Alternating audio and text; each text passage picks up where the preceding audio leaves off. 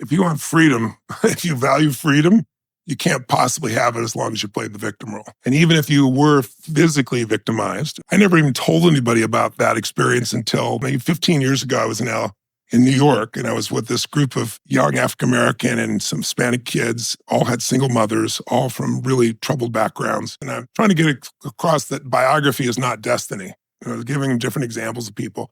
But I could just see him look at this big, tall, white guy, and he's wealthy and easy for him. So I told him everything, things I never told anybody. And every single one of them was crying their eyes out. I was crying too. But then I got them to see that none of that makes you who you are. None of that controls where you are in your life. If my mom had been the mother I'd hoped she'd be, I would not be the man I'm proud to be. If I was a well-fed kid, would I be providing 30 billion meals for people? Would I work this hard to feed people that I'll never meet and never know and will never say thank you to me? I wouldn't have had that hunger without that. Have you ever had something happen in your life that was horrible? I mean, it was painful.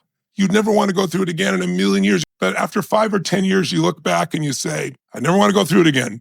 But now I see the wisdom in it. It made me care so much more. It made me so much stronger. I'm sure you can relate to that, can't you? Yeah, for sure. So for me, school wasn't that fun, quite heavily bullied, quite alone, quite isolated. And at the time, you kind of just get through it. You don't really realize it's just life, right? That's just childhood to you. And then you grow up a little bit and you start to realize, well, look at all of the ways that it's held me back. Look at all of the beliefs that I have about myself. And if only that hadn't happened, then I would be here or I would be there. And then you realize the light side of all of that dark stuff is usually the stuff that I'm most proud of myself for. The fact that you may be a little bit alone in childhood means that you're very self-sufficient when you're an adult.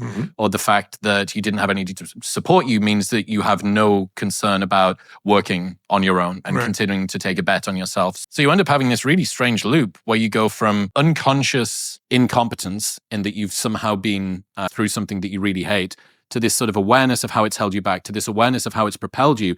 And then you have to get to this really difficult place, which is, okay, so this is a thing that I kind of wish hadn't happened, and yet I'm grateful that it did. It's like a psychological superposition that you need to hold in your head at the same time. You can't collapse it down into one. You need to hold both of these things. I don't hold them separate. Yep. I put them together. And when you put them together, all you have left is the truth. And the truth is it had a higher purpose. I don't believe everything's meant to be. I think situations are meant to be, and then it's our job to choose how we're going to use them or be used by them. There's nothing to forgive. I know there's nothing, like people say you have so much to forgive. There's nothing to forgive. It's like, if I get to a deeper truth, a deeper spiritual truth, it's all like soul contracts. We're all here for something more than ourselves.